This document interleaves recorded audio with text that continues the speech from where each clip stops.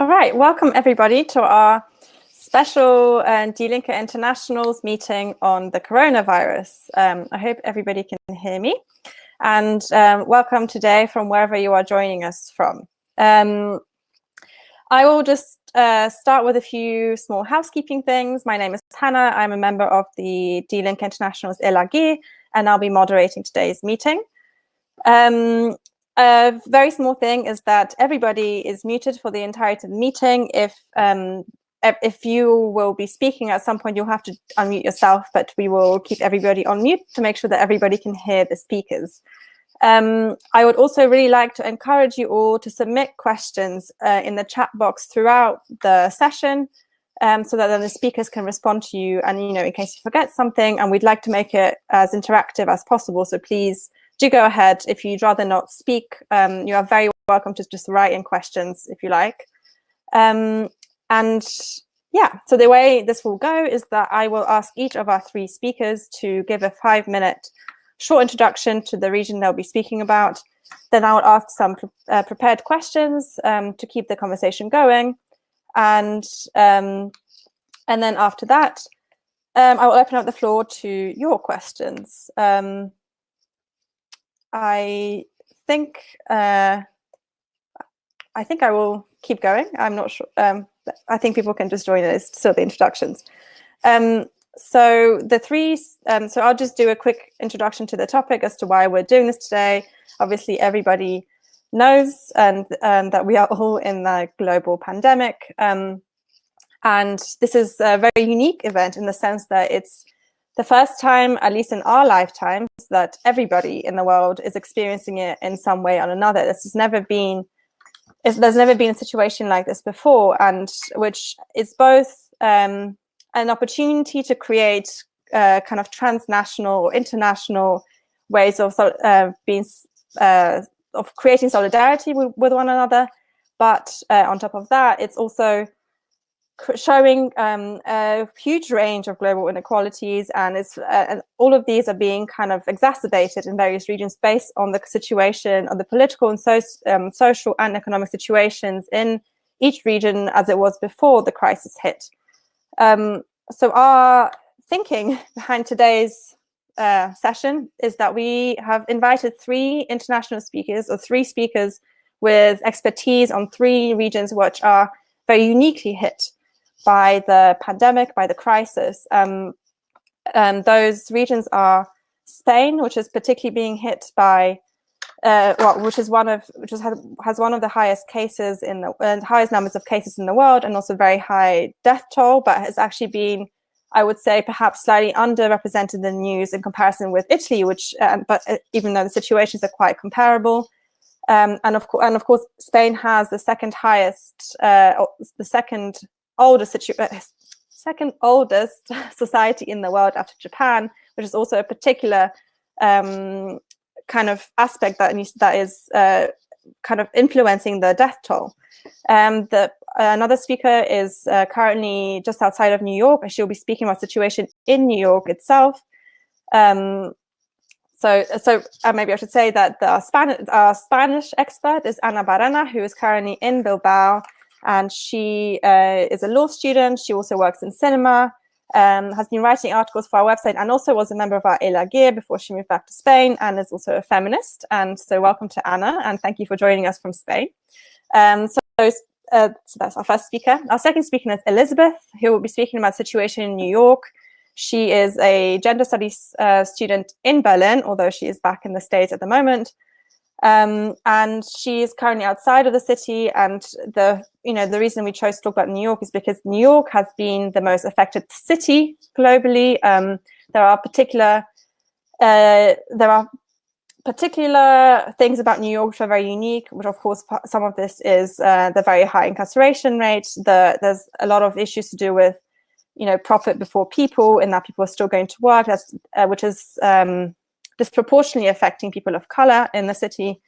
And of course, with the presidency as it is, with the presidential campaign still happening, there are a lot of things that are kind of being put to test and are being influenced the situation in New York itself. So we are very excited that Elizabeth is joining us from the States today. And our third speaker is Fidaa, who is a Palestinian activist based in Berlin and also a gender studies student. She is talking to us from Berlin, but she'll be talking to us about Gaza, which is where she's from. And the reason we want to talk about Gaza is because, well, this is, again, a very unique situation there, and that is a region under intense occupation, has been for the last 13 years. There is a dearth of medical supplies. There is, of course, the occupation there is extremely violent and extremely restrictive, and people are living in very close quarters. And there is just, and it's effectively being forgotten by the international community at the moment, despite the fact that the dangers there of a very huge spread are really very dangerous and very, very terrifying, actually, for people who have families there. And this is something we didn't want to forget about, because at the end of the day, while everybody's experiencing the pandemic, everybody is being affected in some way. And in every region, every country in the world, we are kind of highlighting the consequences of underfunded health systems and global hierarchies, and the consequences of free roaming capitalism. By the end of the day, in each of these places, the reason, a big reason as to why, I would say, the big reason as to why these places have been maybe not disproportionately affected, but particularly affected in very unique ways, is because they are highlighting certain issues within those societies, which we are now kind of seeing have a kind of a domino effect on the people who live there. And we want to kind of both kind of create a much wider discussion. We wanted to connect activists both in Berlin and abroad. And, there's already 24 of us here, which is amazing.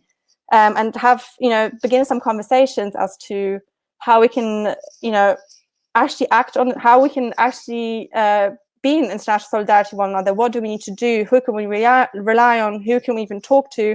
And how do we deal with the situation from a left-wing perspective? How can we make things better for later? And how can we make things better now? And to kind of discuss what the problems are. So I think I have spoken probably for long enough, and I've introduced our speakers now. So the first speaker, who will give us about a 5-minute presentation, is Ana Barrena, who is based in Bilbao. So over to you, Ana.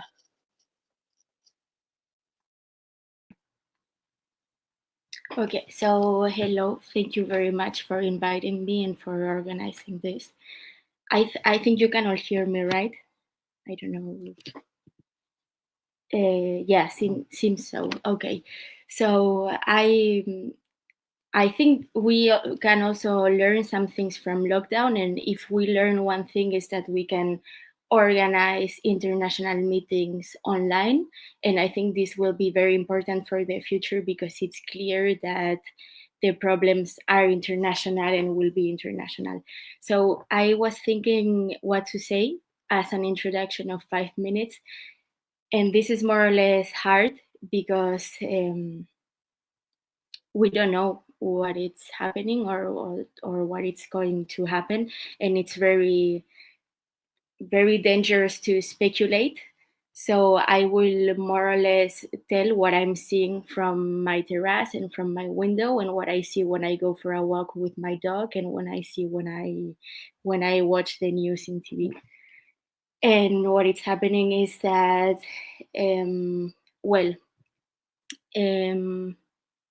it's an abnormal situation. We've been in our houses already for more than a month, and it's an unexpected situation. Okay, so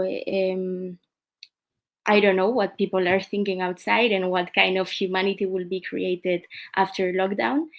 But what we are seeing is that a lot of solidarity is going on in Spain, and also a lot of worry, because after the crisis there will be an economical collapse, and the situation will be the same as after the civil war in Spain, and that was in 1939, after a civil war. So this is going on. That's true. That's something that we already know. Okay, so now information, some short points about the crisis dealing. So the government in Spain declared a state of alarm after Italy, but being the second one in Europe taking this measure, the measures were much harder than in the rest of Europe, apart from Italy, because we can't go out. And they are working. These lockdown measures are working. They were successful, and maybe that's why maybe next week or the following week, children will be able to leave for some walks, and we will be able to leave our houses for exercise, to do some sport, walks, these kind of things. And also, it's important to remember that. That, like, I think everywhere in every country this was happening. Like coronavirus crisis doesn't fall from the nothing. We were all having, like every country, its inner political worries, and suddenly coronavirus arrives. Hannah mentioned something like this also, talking especially about capitalism, and capitalism is there, but also the internal political debates of every country.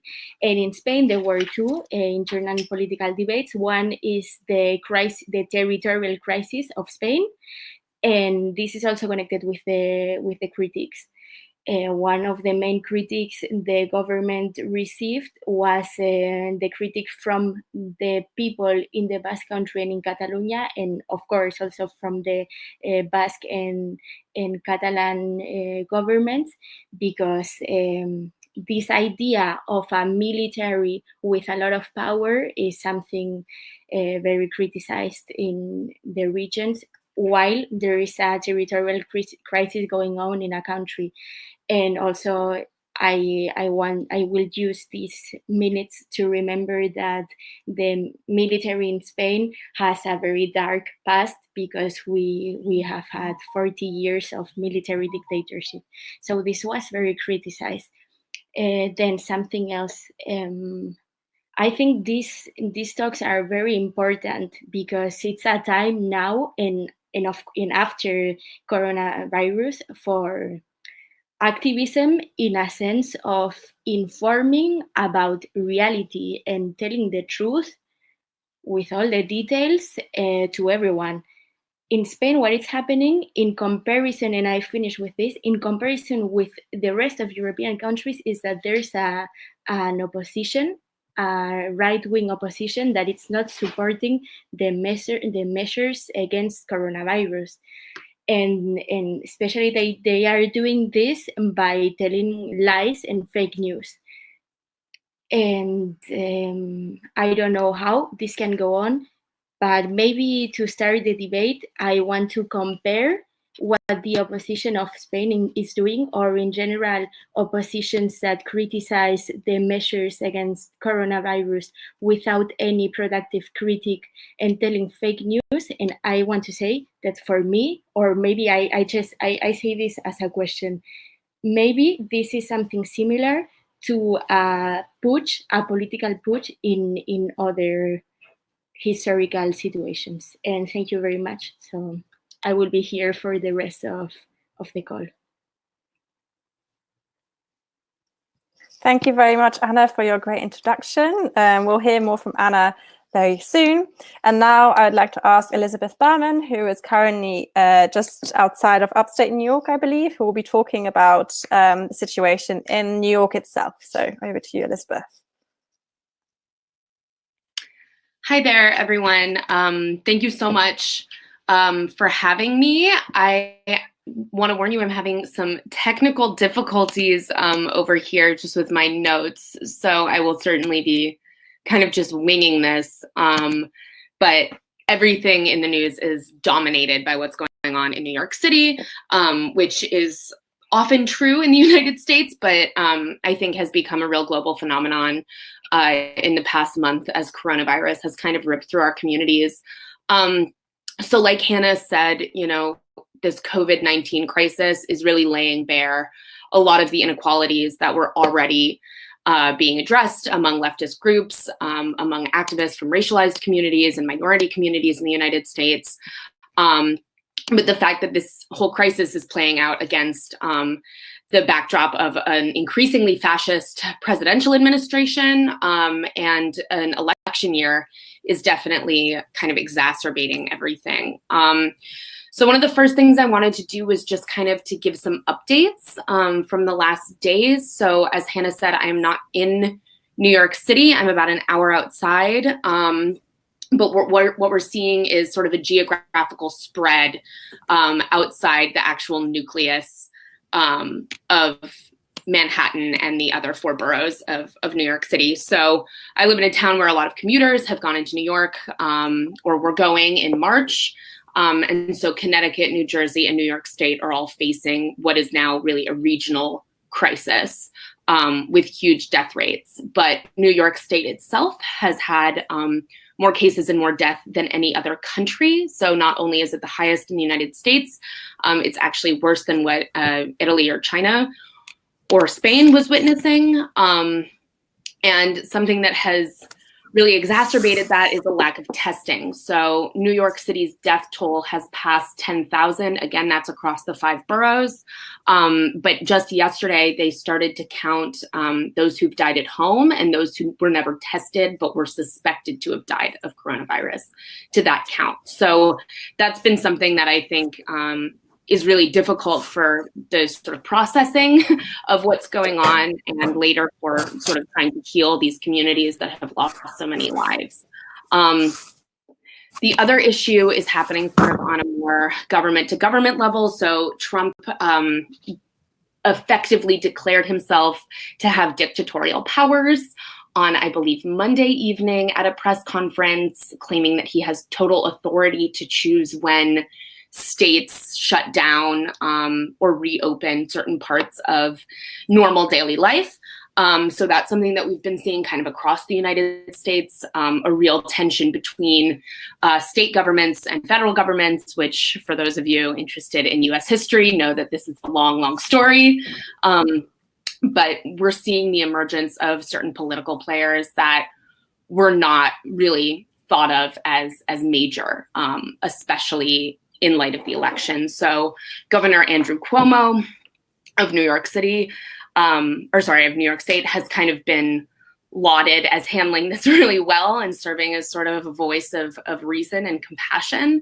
But he's also passed extremely harsh austerity measures in the middle of the crisis in terms of offering relief to low income and racialized communities that have been hit the hardest. So that's a big issue. And I think that ultimately, legal scholars and even Republican members of the government are not going to allow Trump to kind of maintain this dictatorial control, but there is a concern that he will leverage this deathly crisis to his own political benefit. We also saw, as I'm sure most of you know, last week, Bernie Sanders dropped out of the presidential race, which may, I believe, have been at least in part as a response to the Wisconsin state decision to allow in-person voting. So realizing that his supporters were going to go out and put themselves at risk in a public health sense to go vote, I think that he kind of chose, okay, I'm not going to symbolically stay in this race anymore. The upshot is that because of how this crisis has affected so many folks locally, because we see people like Congresswoman Alexandria Ocasio-Cortez heading one of the worst hit regions and districts in the country, there is a focus on regional elections and local elections. So the left, is kind of veering away from this Bernie as Messiah concept and focusing a lot more on sort of innovative ways of campaigning for those folks. So I think that's something that we're going to see as the crisis continues to play out. Of course, one of the major, I would say the major issue in the United States is its centuries-long tradition of racial capitalism. So a couple weeks into the crisis, we started to see reporting from mainstream media outlets about how much harder this crisis is hitting Latinx, Black, other person of color communities in the United States.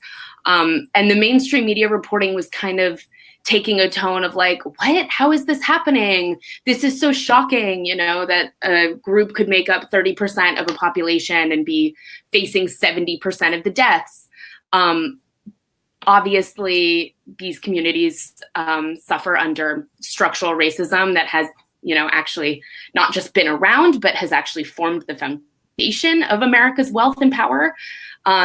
So I think that a lot of these communities are frustrated not only with how difficult things have been for them because of issues like having to go to work, being in a precarious economic position such that you can't quit your job, living in close quarters. Environmental racism and pollution is a big issue, depending on, I would say, so East Elmhurst is a neighborhood in New York that's right behind the airport. It's a largely racialized community, and folks there are suffering from asthma and other illnesses at much higher rates than other places in the city.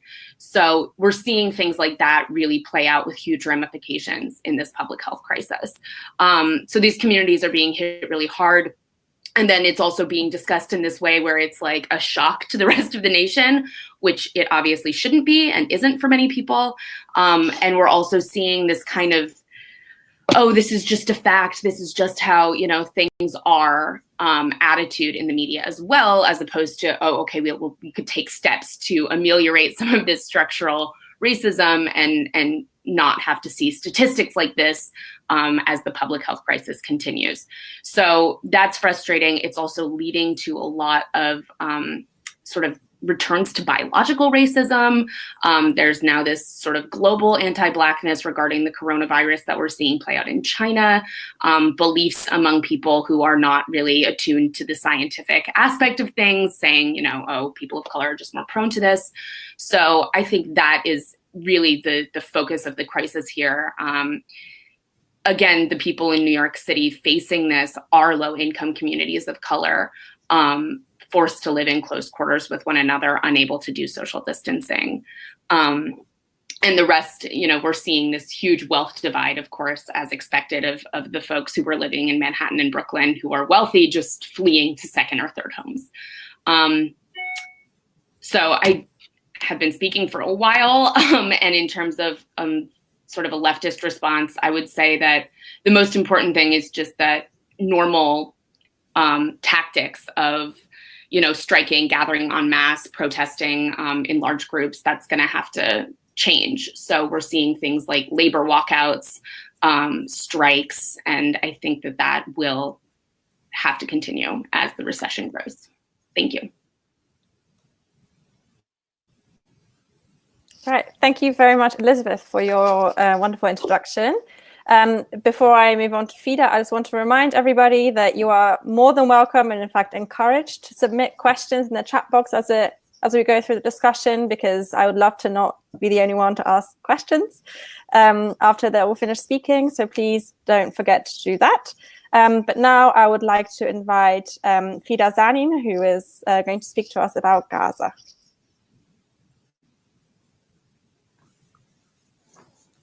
So you hear me now? Hello. Okay. We can hear you. Okay, perfect. First of all, thank you for organizing this international meeting, because the pandemic is an international issue. And thank you for having me and inviting me and also for not forgetting about Gaza. It's really important.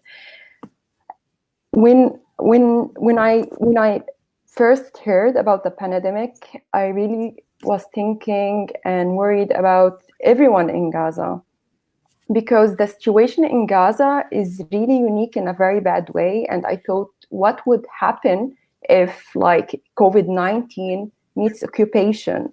Because I want to brief you or just give us a quick background about Gaza. Gaza has been under Israeli and Egyptian blockade for since 2007. It's like air, land, sea blockade, and it did affect all aspects of life in Gaza. So we are talking about nearly 13 years of blockade. And the very same Gaza witnessed 3 wars during this period. And during each one of them, they did target the infrastructure, including health infrastructure, hospitals, clinics, medical equipment. And the thing is, 13 years of blockade, they did not allow health equipment to enter Gaza. They did not allow patients to get out of Gaza just because they do control the crossings. I mean, Rafah crossing and also Erez crossing. And the thing also in Gaza that there is no clean water. The UN report said that by 2020, Gaza will not be fit for human living, like it's unlivable by 2020. And we are already in 2020. The thing is that people in Gaza do only have every day like almost 6 hours of electricity. And the very same people in Gaza, we are talking about 2 million people, they do have like severe medical conditions because of the chemical substances and because of many like wars in Gaza and because of nutrition problems. So the thing is, it's different in Gaza. Meanwhile, I'm here in Berlin. I think I can like stay home. I can go to the supermarket and I can like get whatever food, so I can stock food.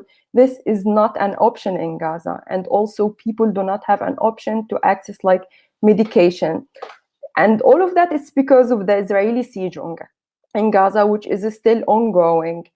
So like people, when they first heard about the pandemic, they were worried because what it's gonna happen in this like area. It's like most densely populated area on the world, because if they can control like people who are coming from outside in Gaza, I mean return through Rafah crossing, but what if like they miss one person who already contracted the virus? So the thing was on the 22nd of March, and they announced that 2 people contracted the virus. Of course, they were just like quarantined upon arrival, but like it did spread fear and anxiety among the population, because we know that in Gaza, like we have many hospitals, but however, for 2 million people, we have only 70 ICU beds, and like 70 beds for 2 million people. That's a disaster. And also we have only 50 ventilators. So what can we do? All these medical equipments are not allowed. So they, like the authorities in Gaza, have 20 designated facilities to quarantine people who are coming from outside. But what if there is like one person who contracted the virus? Like they would miss this person, and like this person would go inside Gaza. It will be just like a mess, and it will be something like Italy and even New York because of the lack of medical equipment. Like anyone who comes to Gaza through Egypt, Rafah crossing, or through Erez, like from the Israeli side, they are quarantined right away. But still, because of the lack of like protection for the equipment, for the medical staff, and for the security, it's dangerous, because now we have 13 cases. I know the number is like compared to other countries, it's very like small, but those like only and as more people are returning to Gaza.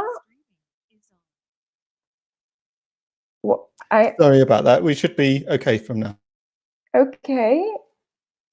So I'm not sure if you missed like that some of the preventive measures that they take, that they close restaurants, cafes, city halls.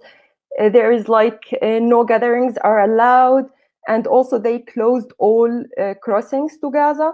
But the thing is, they, like the Israeli side, only allowed a very amount of testing kits from the WHO to enter Gaza, and those are like already ran out. And the authorities in Gaza already sent an appeal that they need more testing kits on the 8th of March. And because of like the very poor shape of the health system and the shortage of critical equipment and medical supplies, they are asking the international, or I mean the spokesperson of the Ministry of Health in Gaza, they did ask the international organizations to provide Gaza with testing kits, and also they need minimum of 100 ventilators and at least another 140 beds for intensive care units. It's hard to get these supplies because it's all on the Israeli side. They control everything that comes in and comes out. And because of the lack of the testing kits, people must stay in quarantine. And we are talking about like 2,000 something people. Even if they stay for 2 weeks inside the facilities, they cannot go out without being tested in Gaza because it's a very high risk because of the population. And until today, they haven't allowed testing kits in Gaza. So they had to send samples through the crossing to be done in Israel. So this is like kind of a brief of the situation in Gaza, but people are very, very, very worried, and they are staying home. And like in 2 weeks, the month of Ramadan is coming, and people are like more worried because they cannot do social distancing. I don't know how to explain that, but it's like Gaza is very populated, and people, like, even if they try to avoid each other, they cannot just like avoid each other. Like, we are talking about 2 million people in a very, very small area. And another thing, it's like even any medical supplies that get inside Gaza, letting in those supplies is being exploited by the foreign ministry, the Israeli foreign ministry, as like, we are doing some humanitarian like work to help Gazans to overcome this pandemic. So this is how this intersection of being under occupation, under siege, and also in the time of like COVID-19. And I think that's it, but I'm looking forward to more questions from like the audience. All right, thank you very much to all three of our speakers. I think that was a really great introduction to this session, and I think there's a lot that we can ask and a lot that we can talk about. I have the first question, which I mean, as I mentioned before, please do send in the chat, and I will get those questions very soon. I can see we already have one, which is great. Thank you. But my first question is kind of directed firstly at Anna, but I would love to hear from everybody about this. But it's you know, in a lot of countries, the governments that in power are using this crisis, are using COVID-19 as means of furthering their political agenda. So a lot of governments, especially those with a more right-wing nationalistic leaning, they're exploiting this crisis to close borders, to introduce certain laws or certain directives which kind of further their kind of view of how society should be, using the fact that protesting, traditional forms of protest, are not really possible because they can now justify banning big gatherings and banning demonstrations. And I wanted to ask Anna how it is in Spain, because obviously Spain is in a slightly different position, that there is a left coalition there in power rather than it being a right-wing government like it is in other places. So I wanted to know what, if you feel like they are using this crisis to further their political agenda. Do you think, or because you were mentioning that the opposition is actually doing a lot of work here politically. So I would love to hear that from Anna, and also then for Elizabeth and Fidaa to tell me, or to tell everybody actually, sorry, what if you think, what kind of political agendas are being furthered by this, and what it is that you're particularly worried about. But first, go to Anna. Okay. I think this is something that will. I don't like.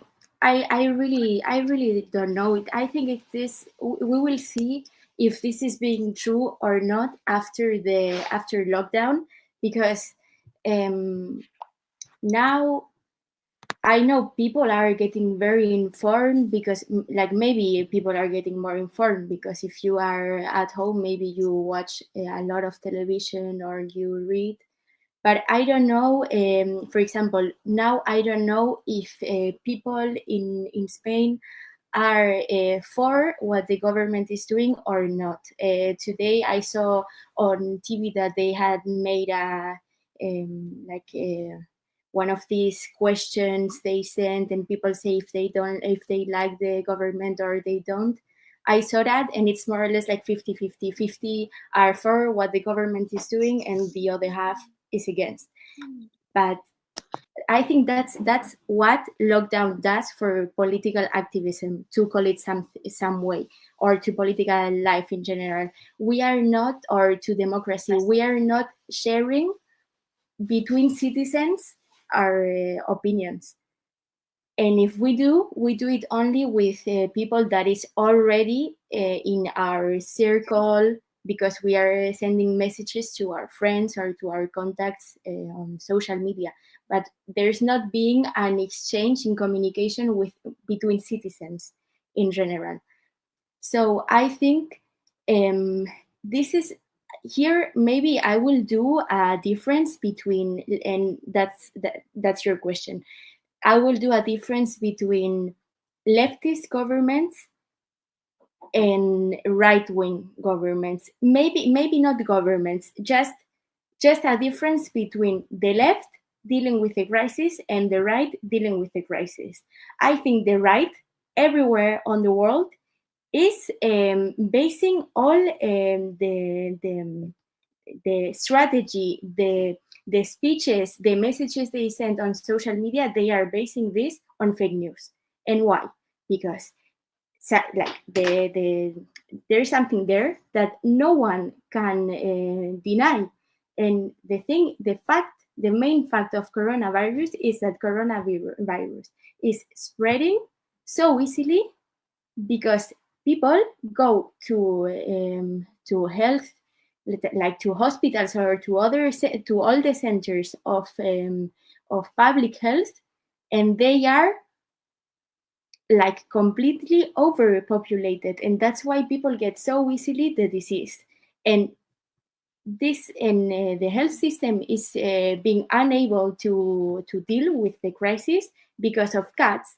So if we saw that the whole world was living like the total end of social state, if we had any doubts about this, now with coronavirus, we know where our world without social state takes us.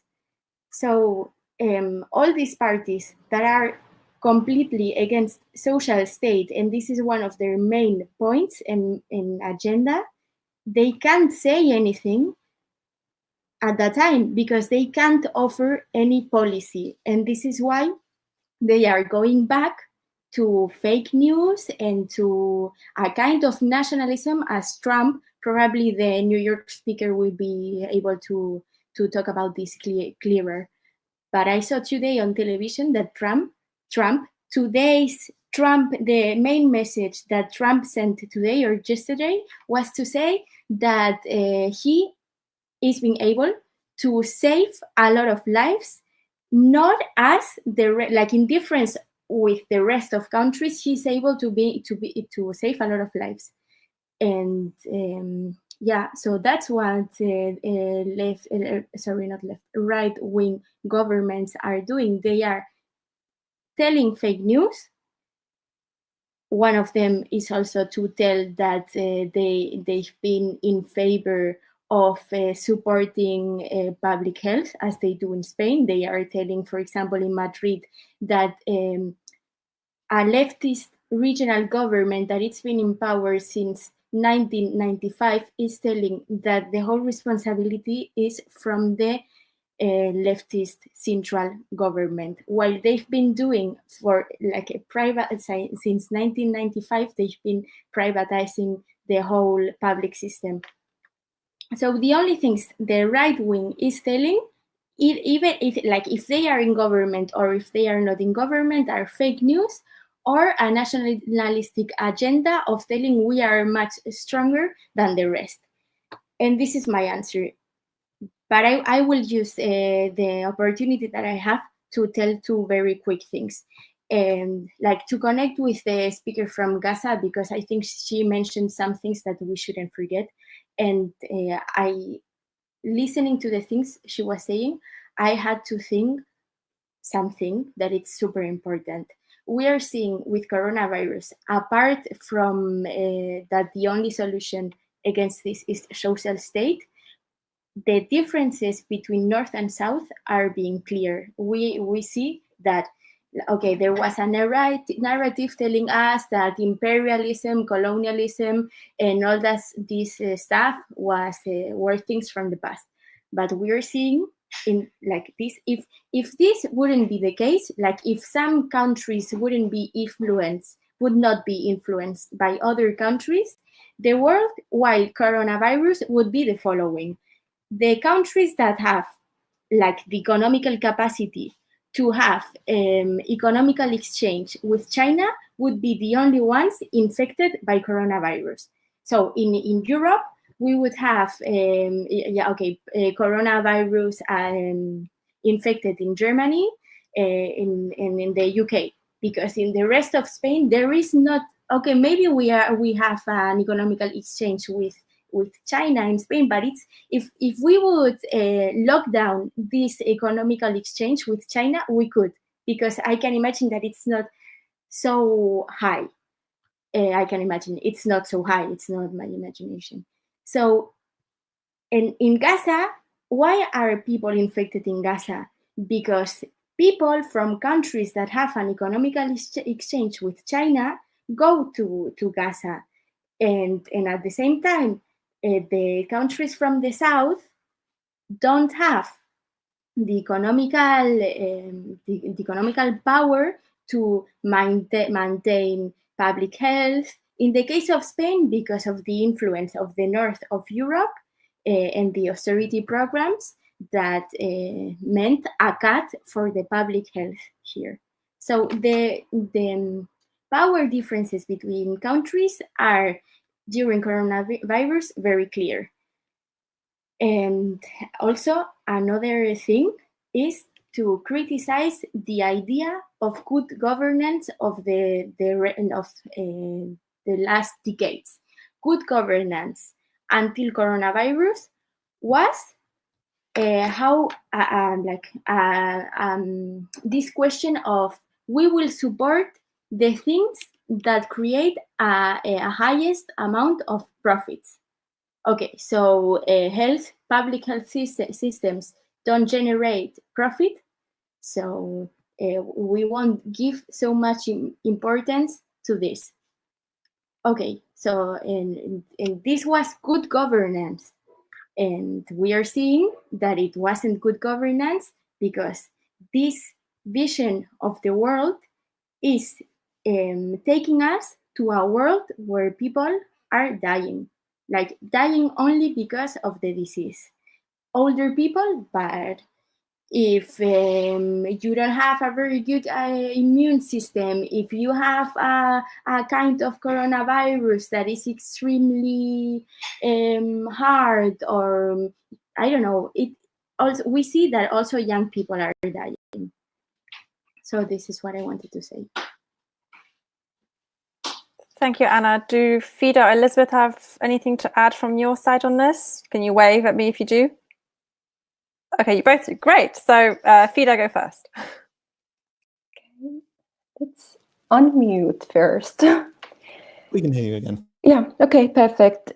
So, like, as I said, in Gaza, because of the reality that we live under, like 70 years of occupation, how this is being exploited or used between speaking power relation wise, I would say like the political exploitation. First of all, the political exploitation is coming from the Israeli side. At the same time, like they are not letting medical supplies in, the needed medical supplies. They are not letting testing kits in. And the very same occupation that did undermine and damage the health sector in Gaza for many, many years. Like if they even let few medical supplies in, it is being used like as propaganda, and it is being presented as act of goodwill from like the Israeli side, the very also same Israeli side that like been restricting the movement of Palestinians in Gaza, letting them out whenever the Israeli side wants, and now they are doing that like with medical supplies. The thing is, they are letting again very few medical items, and they are being given credit because they are facilitating like what is being let inside Gaza, and it is being considered by many international organizations or actors as an act of generosity, and they are being thanked for. And what is like so annoying, that it's like an act of generosity from the occupier, that they do really forget that it's the responsibility of the occupation like to like handle the situation for the people who are under occupation. This is what the situation is supposed to be, even in West Bank. So in Gaza and West Bank, actually, it's like the Israeli side should be responsible for everything, since people are living under occupation. So this was like the only thing that I want to add, because right now there is like no like political fractions between the Palestinians, or it's not being used by some way between Gaza or West Bank. So it's like only the Israeli side right now is being like playing this dirty game and using the pandemic to do more control and more propaganda against like the Palestinians living in Gaza and even in like West Bank. So that's it regarding the political exploitation of the pandemic. Thank you very much, Fidaa, for that. And then Elizabeth, do you have anything to add?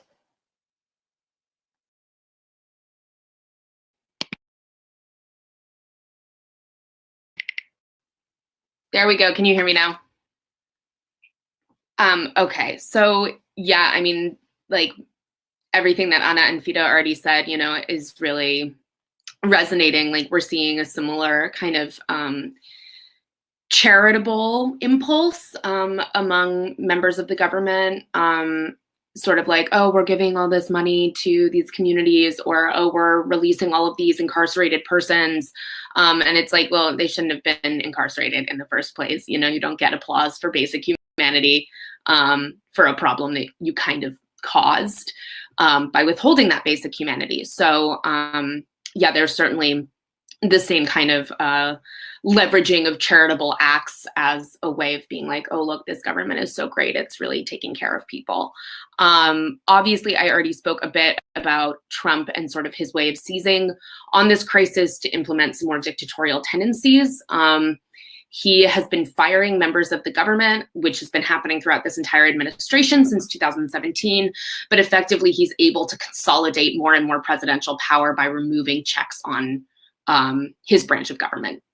So that's happening just as it was before. The issue is that people aren't paying as much attention to it, obviously, because they're very concerned about the way the actual public health crisis is playing out, usually in their communities.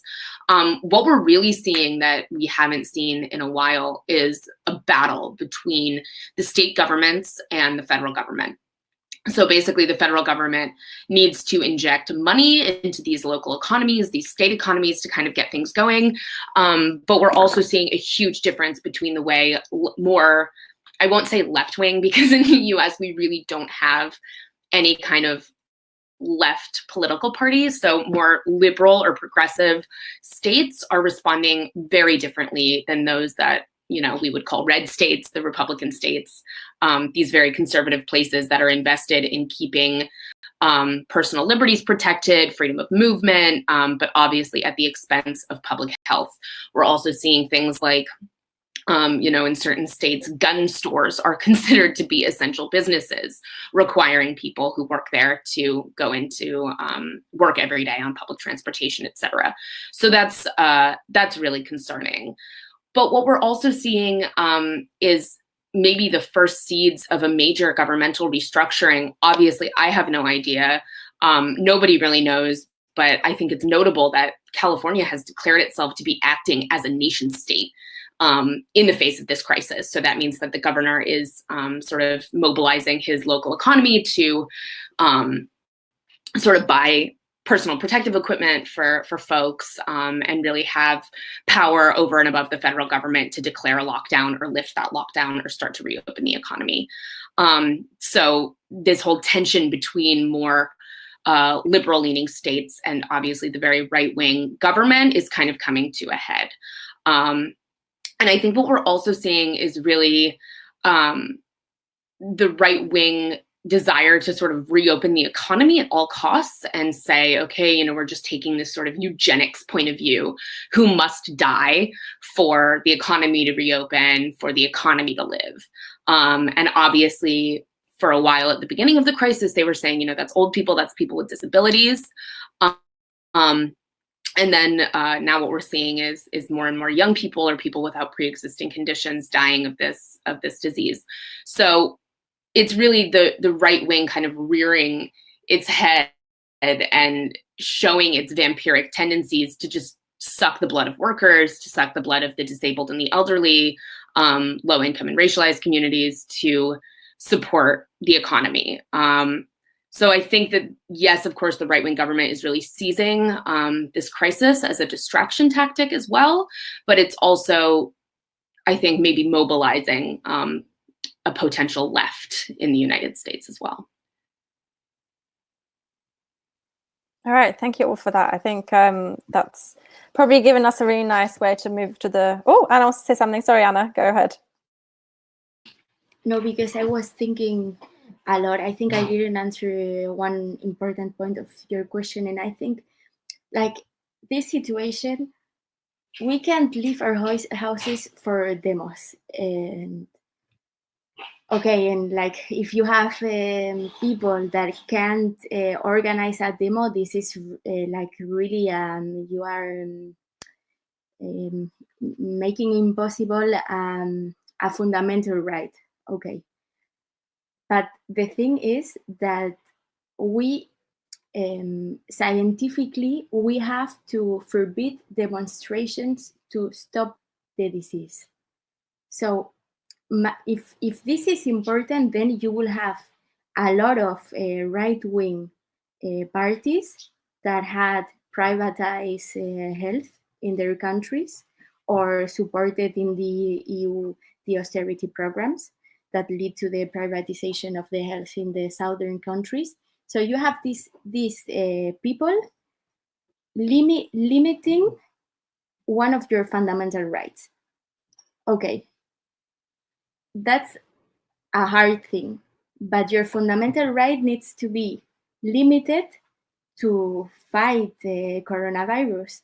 So maybe the question is, if maybe the question should not be if right-wing parties are spreading their tentacles because no one can leave their houses and say something against this. Maybe the question could also be, how are these right-wing parties managing coronavirus crisis to defend the people that don't have anything, like the people with the less of society? And that shows that the state of alarm means military, but above all means a kind of plan to give money to the ones that don't have anything or depend on black economy. Yeah, but that's all I think we're seeing. And maybe after that you want to say something about this so-called Plan Marshall after the virus. But everything is connected at the end. We are in a huge and global uncertainty, but all the topics we are talking about are connected. Thank you very much. I had you down next to speak. Is that your question that you've just asked on the chat, or did you want to ask it? Yeah. Okay. So then I will move on to the wider questions, and maybe from what Anna said, so I'll do it in the order so just to move on the conversation smoothly, I will first answer Phil's question to me, because I think that goes very well with what Anna has just been talking about the ban of demonstrations. And then I will ask Andrew's question and Yuda's question. So Anna has just been talking about how this virus has effectively banned demonstrations, banned the ability of mass gatherings and any sort of public protest. So Phil has just asked how Poland or the Polish society has been reacting to a proposed abortion ban, which is yet again back in Parliament today. In fact, it's being debated right now. I don't know what's going on.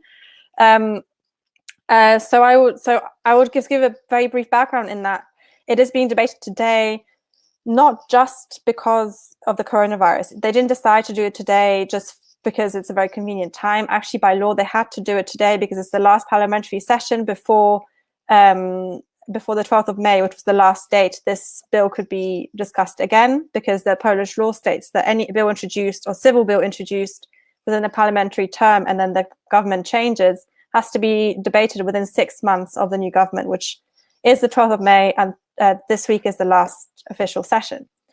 So this is why it's being debated today. It's not just a move by the PiS, so the Polish right-wing government, to try and ban abortion under the covers of the coronavirus cloud.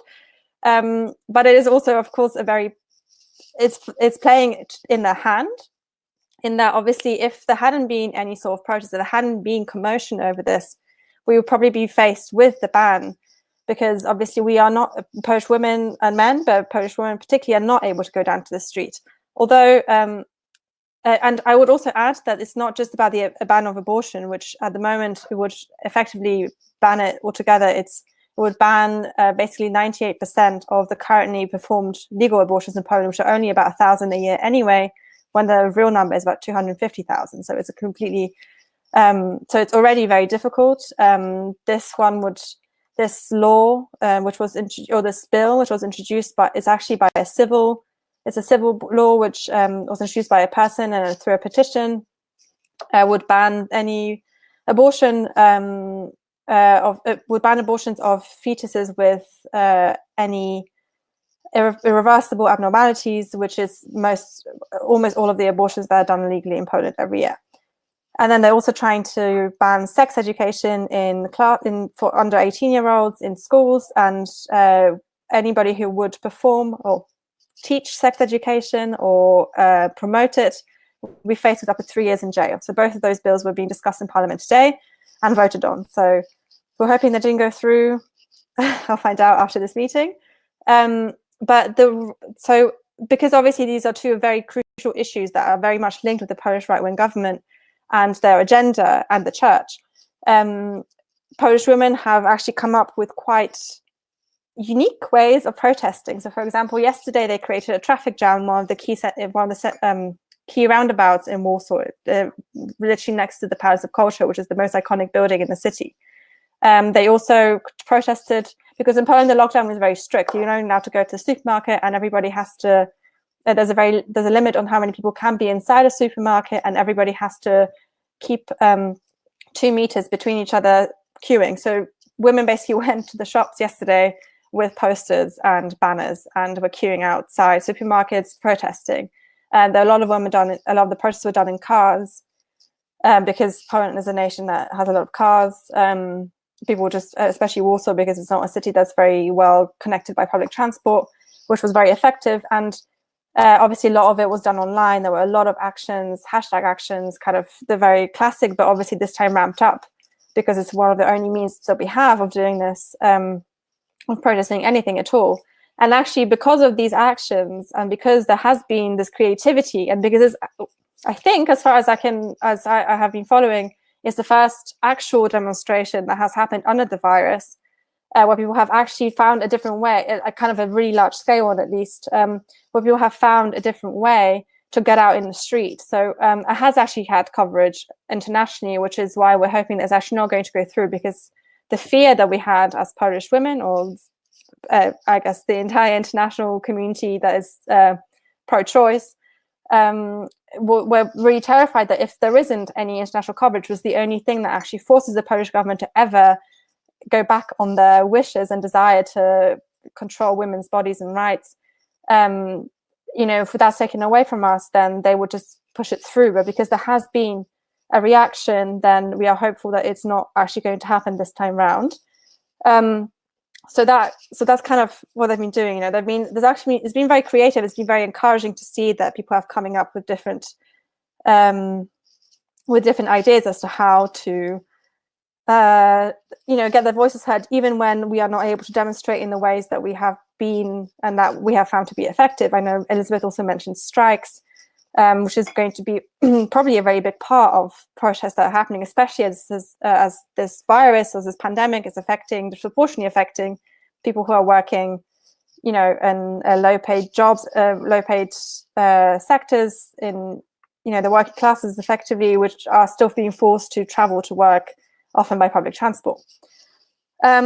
So that's a bit on protests and a bit on Poland, and which I think leads on quite well to Andrew's question, which was about organizing on an international basis. So what can we do, and have you seen any ideas and examples of what is possible at this time? And do you see the possibility, and what do you think will be helpful? Because, for example, the Polish crisis, the Polish demonstrations have obviously been very much country-based, but the only reason they seem to be effective is because there is still coverage. So we somehow managed to, at least in some ways, in some places, managed to get through this kind of I don't know what the right word is, over saturation of only having news about the coronavirus. So, and the international coverage is crucial to this. So, I don't know, I would like to ask you, all three of you, what you see the possibilities of protest to be in each of the places. What are the points of protest, and how we can, and do you see any ways of organizing internationally, and what can we do? Maybe I'll start with, I don't know, if anybody already has an answer. Do you want to wave at me? Elizabeth, go for it.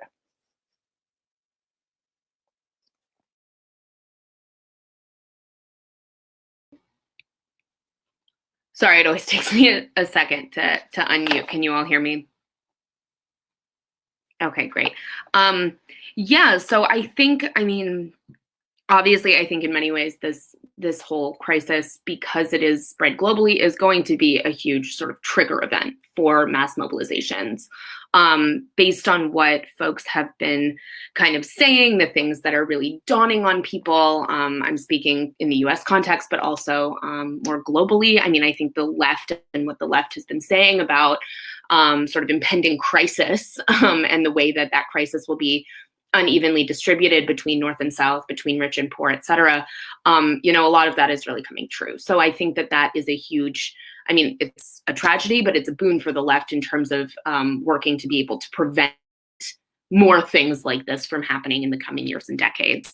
What I'm seeing a lot in the United States specifically is likely going to be mobilization against incarceration. I think that being in this lockdown state, in this shelter-in-place, stay-at-home kind of quarantine state, is really drawing folks' attention to issues of freedom of movement and incarceration in a way that has never happened before. We've seen a lot of really insensitive sort of comparisons between places like Gaza or prisons, those kinds of experiences being mirrored in people's quarantine experiences, which obviously is ridiculous and should be spoken out against, of course. But I think what that means is that when things kind of settle, people will begin to be, rethink, okay, well, if it was this terrible for me living in white Western excess to experience lockdown, then wow, okay, I'm finally realizing, just how horrifying it is for folks to have restricted freedom of movement, to have a lack of resources, to have a lack of medical care, that kind of thing. So I'm hopeful about that. I'm hopeful about the already robust movements against these kinds of carceral spaces being strengthened. I also think climate is going to be a big issue. Obviously, climate change has a very specific role to play here, both in terms of the spread of the virus, the actual emergence of the virus, which is still sort of being figured out scientifically. And the global response to it, I think, really brings up a lot about climate change. Early in the sort of global lockdown phase, we were seeing a lot of changes in the climate as human life sort of receded away. Obviously, we don't want to take like an eco-fascist view, you know, that humans should sort of just be sacrificing themselves for the good of the climate, because, you know, which humans are being sacrificed here, very specific sort of low-income racialized groups, very unevenly distributed between North and South. So that's not the point I'm trying to make. I do, however, think that because we saw these changes, folks who were perhaps unconvinced about things that could be done on a mass scale in order to help the climate, I think the sort of the swiftness of these changes was heartening for that kind of thing. So I basically think that international mobilization will become more robust after this crisis. But I'll also say, just to finish off, in terms of organizing in this crisis, what we're seeing is a mass traumatic event. The most notable thing happening in the New York region right now, and really happening everywhere, is that there is death surrounding us. This isn't just sort of like governments speaking to each other. You know, people are losing their family members, their loved ones, their children, their parents, at a huge, huge scale.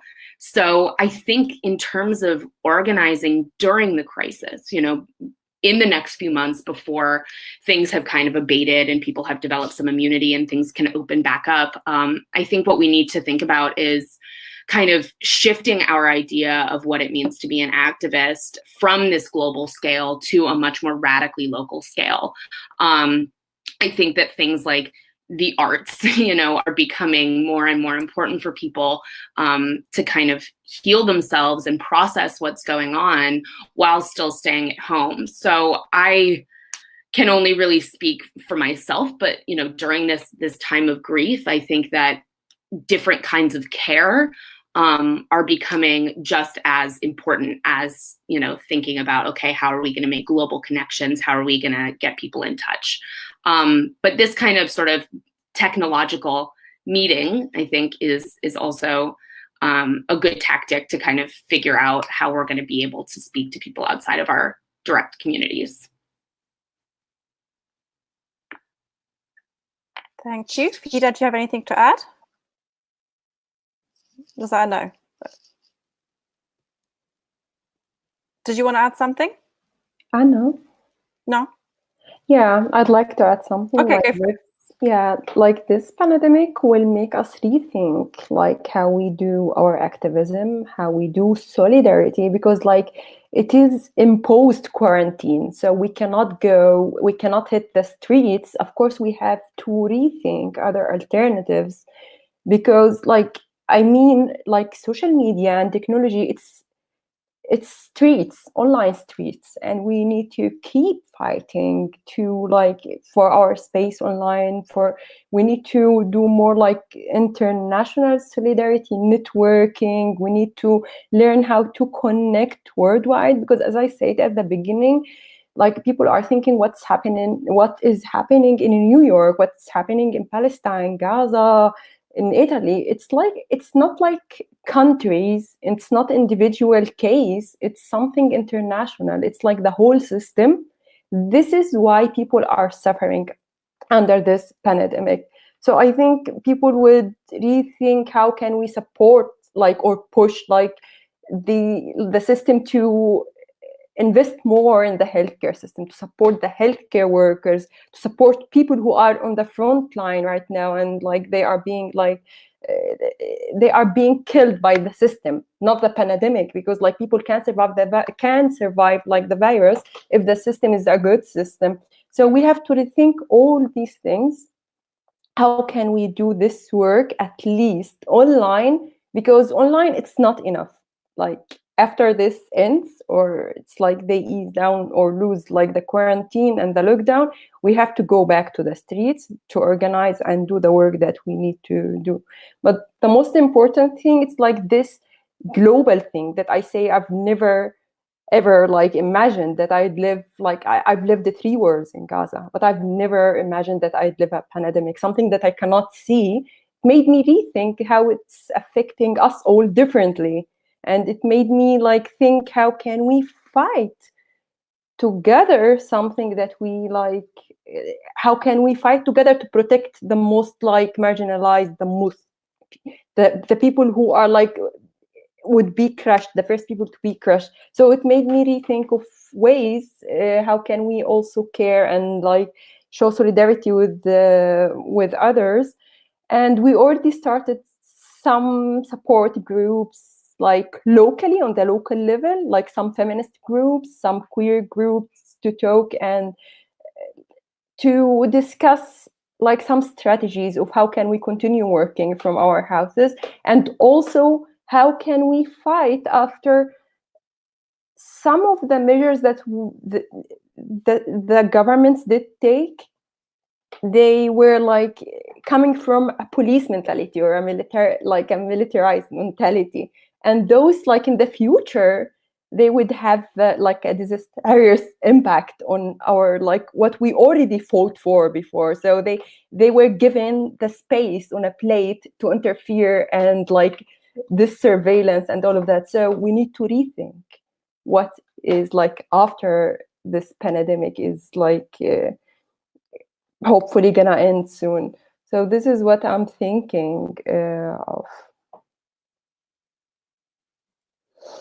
Thank you all for your answers. I will ask Judith's question now, which is about the EU.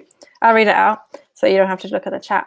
So between 2011 and 2018, the EU Commission asked the EU member states 63 times to privatize cut the spending in the health sector. Obviously, some of them probably did, which was, we're seeing the consequences of that now. And we can see that in Italy, for example, almost every second person now wants to leave the EU. So Judith's questions are to Anna, do you know the figures from Spain and what's the debate there in regard to the role of the EU? And then for Fidaa and Elizabeth afterwards, in your regions, is there a debate about the role of the EU in the corona crisis? If yes, what's the content direction? And I would also add to this, if there's any debate about the responsibility of any big transnational organizations like WHO, the IMF or anything like that, because obviously, or the UN, we obviously don't really know who to turn to, and should we even be doing that? Obviously the EU is a different example, but if you have any thoughts on those, because they might be more relevant. But Anna first. Okay. Maybe you saw before that I was going outside and moving. I don't know, probably you didn't see anything because I'm with the laptop and I don't have any Zoom to show you. But if I had, you would have seen that like what people do every day at 8.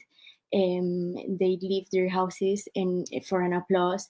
And my neighbors, for example, they play music from speakers and it's so loud that the whole city can see it. So at 8 in Spain, and I think this happens in every city, we are seeing people leaving their houses, and as someone of you mentioned, like a bloom for solidarity, this is happening here really, and I didn't expect this at all, and probably no one expected that in a situation of crisis they would be having a very good relation with their neighbors as never before. So you see how the whole city goes out, there's music, people like clapping their hands and everything to thank the sanitaries, like everyone who's working at public hospitals, because now everything is public, like from the beginning of the state of alarm. Everything, also private health was nationalized in the sense that everyone could go to the private hospitals or I don't know exactly how this went, but the private hospitals are also under the mandates of the Ministry of Health. And this is amazing. It's an amazing moment. It's something. This shows you that we are living a historical moment, and that all the routines, maybe routines is not the word, but the sense of the things and the hegemonical ideas and all the vision we had from the world, this, I don't know how it's going to be after lockdown, but during lockdown, this has completely changed, and at least in Spain, towards a solidary reaction. And maybe maybe the government is having now like uncontrollable powers, not uncontrollable, but more powers than before because of the state of alarm.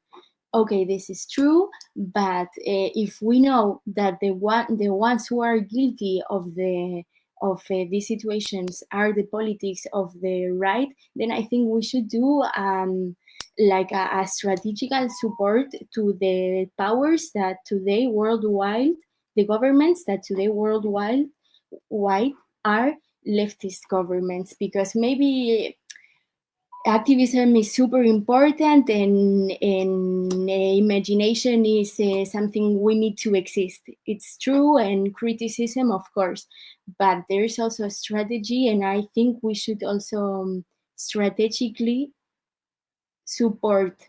Just support. We can support and criticize, and support and then criticize after lockdown by a constructive criticism, and be able to make that all the social democratic parties of Europe are tomorrow for a social European Union, and all of this. Like, we can make that the parties that are now in the center and all understand how important it is to not negotiate about some things, but support them directly. Okay, maybe after lockdown we could say this, but now during lockdown, I think we should support all the parties on the government that are not right wing. And I think what I have said has I'm saying this because today's government in Spain is a coalition of the Social Democrats and Podemos, and the Prime Minister is a Social Democrat. But I think we are seeing how this crisis is making that the social democracy is much more for social state than before.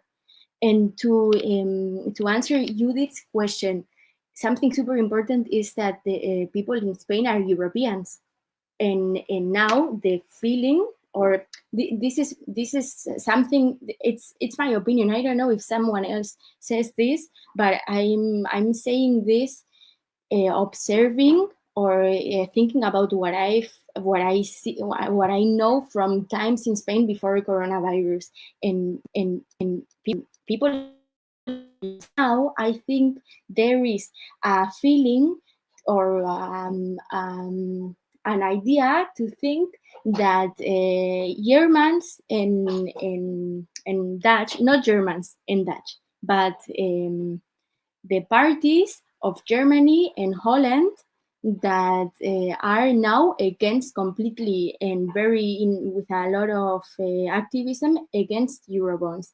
And they are somehow making us think that the only Europeans are the ones who are against Eurobonds, or the ones who don't have the number of deaths that we have in Spain. And I think it's a moment to say that we are all Europeans, and to make this clear. And again, I'm repeating all the time the same thing, but it's what I'm saying. I'm seeing everything.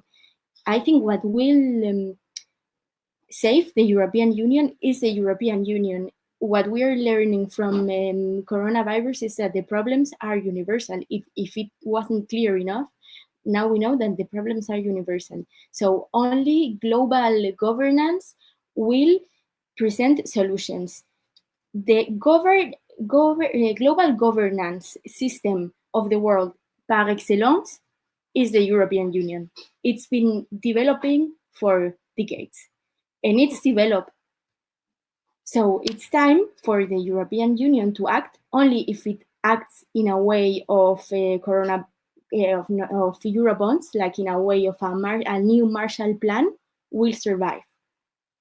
And people know this, like people in Spain, and I think in every country of the European Union, we know, we have like we know about European Union, how the European Union works, and all of this. So we know that the European Union can answer, but it's not answering because of the right wing hegemonical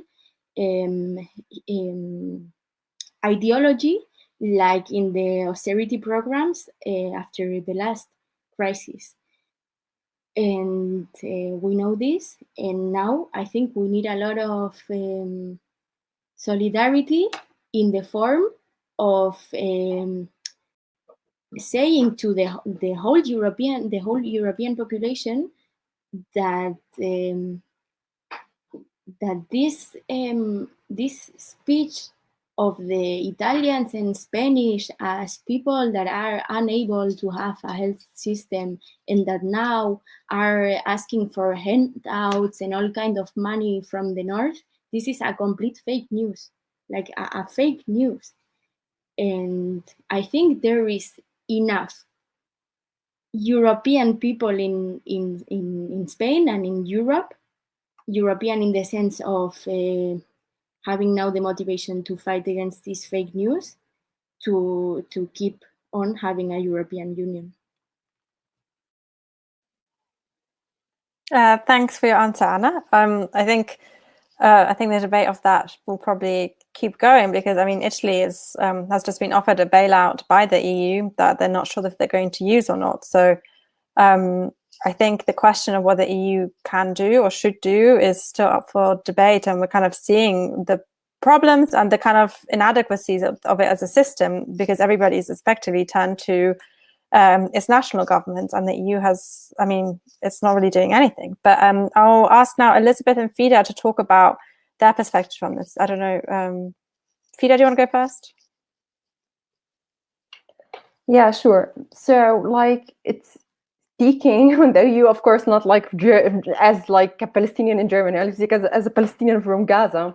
So, like, the EU role in Gaza, it's like totally different because they've been playing the intermediate power to like solve the so-called conflict and all of that. So their rule right now, it's like they are dealing purely with the situation, I mean, the pandemic in Gaza and West Bank and the occupied Palestine in general as like a humanitarian situation.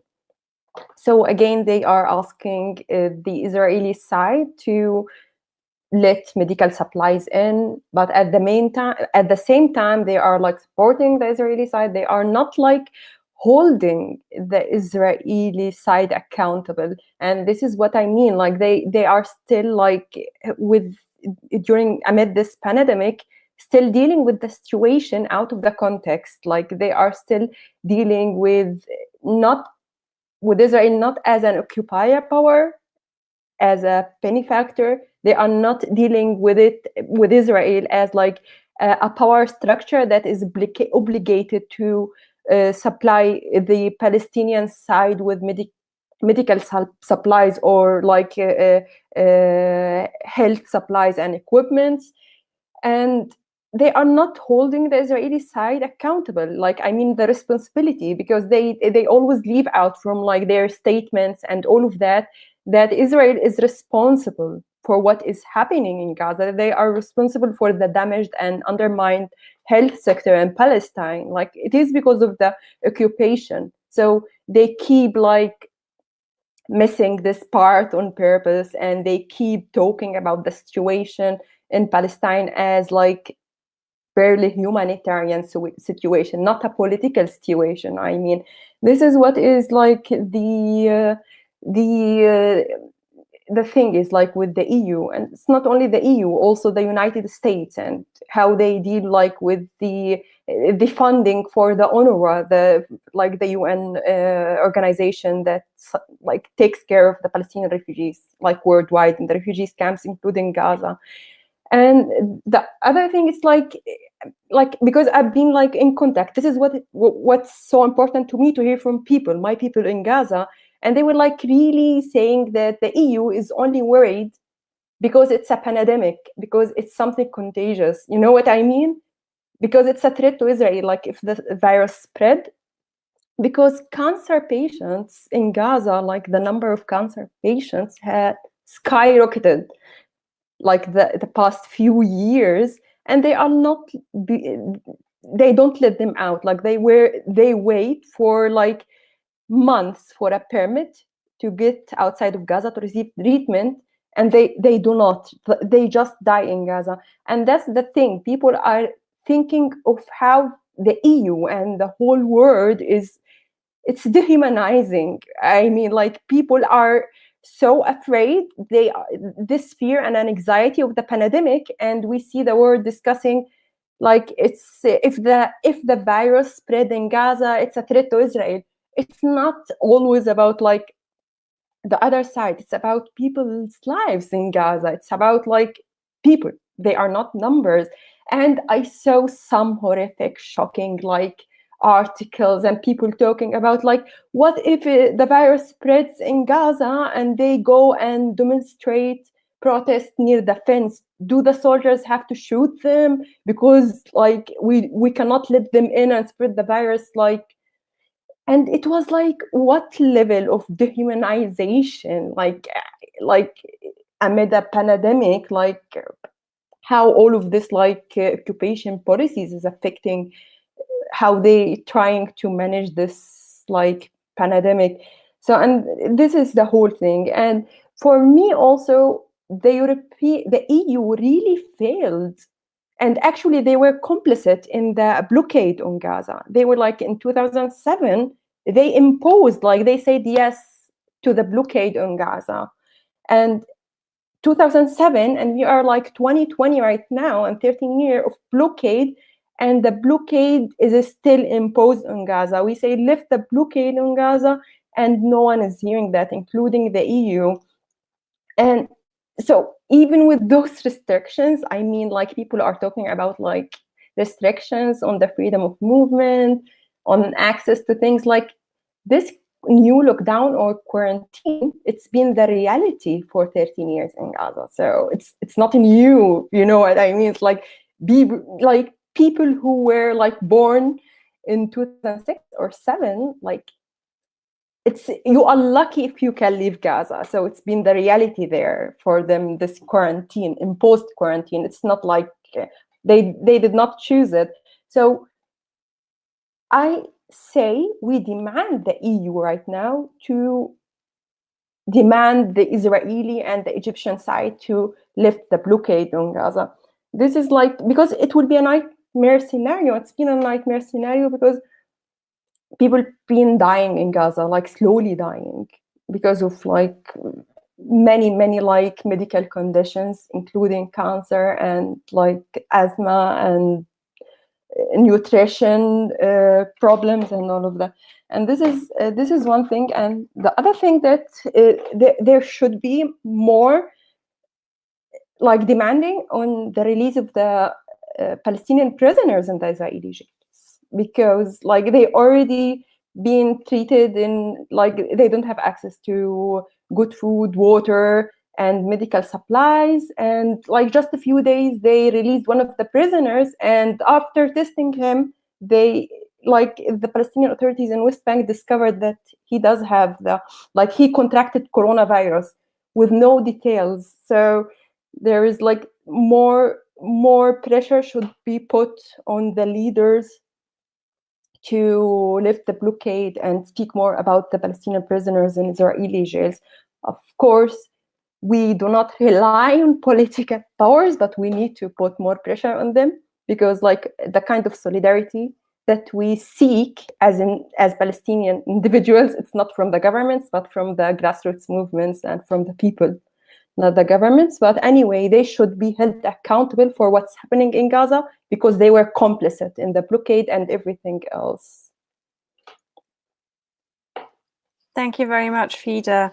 I don't know if Elizabeth, you have anything to add about the EU or any other international organizations? Yeah, I mean, I think that, there is definitely a big sort of concern in the United States regarding the EU, specifically the very U.S. American sort of post-World War II concern about rising nationalism in the EU among EU member states, with closed borders and sort of a breakdown of the kind of open society that the EU has fostered among its member states in the past years. That's definitely a concern for folks. There's also a lot of blame shifting among members of the government about the way that the EU member states initially handled the crisis, about the way the EU handled the crisis as an international institution. And there's certainly a lot of talk about the economic recession that's going to sweep the globe that is already sort of threatening everyone, and what the EU is going to do to sort of deal with those bailouts. Folks are looking to 2008 a lot, saying, you know, what happened 12 years ago is going to happen again, just sort of exponentially worse. But I think that there's also a sense of like, we really just don't know what's going to happen or how folks are going to deal with it. I think that there's a real loss of faith in international institutions, but this sort of shrinking isolationist impulse to go back to national solutions is obviously also failing. So, you know, Trump's sort of pulling funding from the World Health Organization, a UN institution, is obviously very frightening because these international institutions don't function without the help of the wealthiest nations. A big leftist critique, however, of the way that this is playing out globally is that the EU is just outspending poorer nations and poorer regions to the extent that it's sort of hoarding resources. It's an accusation also being leveled against the US. And there's obviously the sort of attentiveness to the differences between EU member states, between a sort of wealthier and more frugal North that hasn't been hit quite as hard as the pandemic, and the southern states in the EU that are suffering more sort of monumentally. But again, I mean, I think there is sort of attentiveness to how this is happening overseas. There's an acknowledgement in the United States that the regions being hit the hardest are Europe and North America right now.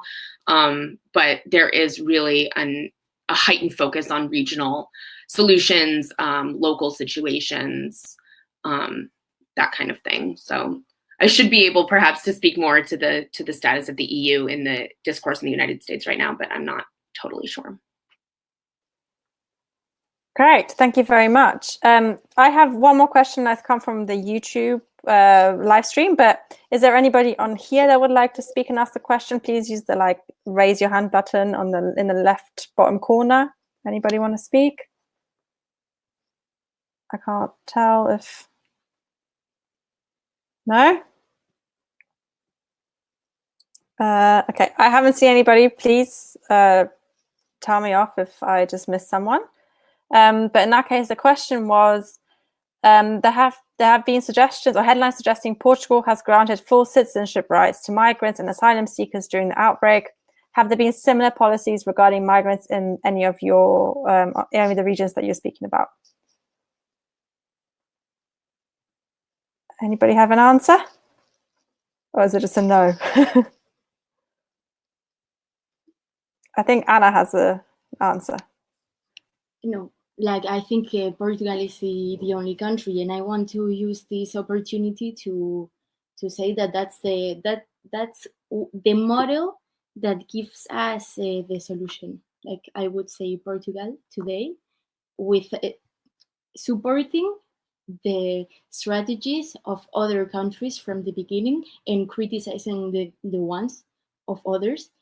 For me, it was very interesting to see the public declarations of Portugal's prime minister during the last weeks, from the beginning of the lockdown, because he said, he criticized the critics again Eurobonds, saying how important Eurobonds are, and so he criticizes people on an international level, but at the same time he is supporting the strategies of countries like Spain and Italy. So he's completely for international collaboration, and at the same time, while dealing with success against the virus, he is understanding that the state of alarm during a virus and not during a war is to increase social rights. For example, this measure to give migrants citizenships. I don't have more information, so maybe there are critiques about the implementation, but I don't have the information, so I can't say nothing about this. And of course, maybe another important thing to mention is that the situation in Portugal is not as bad as in Italy and Spain. Maybe I'm saying something that it's completely wrong, and I think, yeah, it's something completely wrong, but it's speculation, so, but maybe Spain and Italy having the governments that they are having now, maybe they would also implement this Portuguese measure if their situation, if their deaths, their health situation would be the same as in Portugal. But I don't know. This is like maybe a very provocative sentence. So for the people to debate. All right, thanks very much. I don't know if there are any more questions before there are. If there are any, I would like to say then please remember, if you're not on our mailing list, to send us your email. And I have just posted the email again in the chat. Please remember to do that. We try not to bombard you with emails, only with relevant information. And it would be great to have you on our list. Oh, there's a speaker. Perfect. Please, Eugenio, please ask your question. You need to unmute your microphone yourself. Oh, can you hear me now? Yeah. So hello everyone. Actually, I'm speaking from Portugal. So trying to answer and clarify what Hannah said. Indeed, what happened here was an attempt of the government to fast track the requests of legalization of all illegal immigrants in Portugal. So there, as some of you may know, we have a big community of immigrants from Portuguese-speaking countries such as Brazil, Angola, Mozambique. So what the government did was to temporarily legalize them so that they could have access to our healthcare system. So indeed, we are granting them not nationality, but citizenship rights. So just a minor clarification. Thank you. Thank you very much. That's great. Is there anybody else that would like to ask a question? Please do use the raise your hand button so I can see if that's the case. Okay, I don't think so. Then I think if there are no more questions, then I won't prolong your evening. But thank you very much to all our speakers for being here today and for joining us from, oh no, Fidaa, did you want to say something? It's not a question, but it's like I just received a message, someone saying that like the Israeli side just allowed 5 testing kits into Gaza. No. I know, it's like 5 testing kits like were allowed into Gaza after some like pressure, and this should be like would help the authorities to test something like around 500 people or something, but still like more is needed. But anyway, that's it, and thank you. Yeah, so thank you for that extra bit of information. That's great. So thank you again to all of our speakers from joining us from around the world. And I hope you have all enjoyed the meeting. Please do sign up to our mailing list. I have sent the email that you can email us on in the chat. We have our next meeting on the 27th of April. We'll be talking about social movements in Latin America, because our normal kind of monthly meetings tend to deal with various issues going on around the world, and we don't want to forget that there are things beyond the coronavirus happening around the world, and there are things that have affected it and will be affected by it. So we don't want to, we want to talk about some other things as well. So the next one will be with somebody who spent a lot of time in, I believe, Chile and Peru, but I hope I'm not wrong. So that's on the 27th of April. And otherwise, I hope you all, well, thank you all for joining us, first of all. I think we were about 30 people or just under that, which is great. And yeah, thank you so much for joining, and to our speakers. And I hope you'll have a nice evening and are keeping healthy and safe.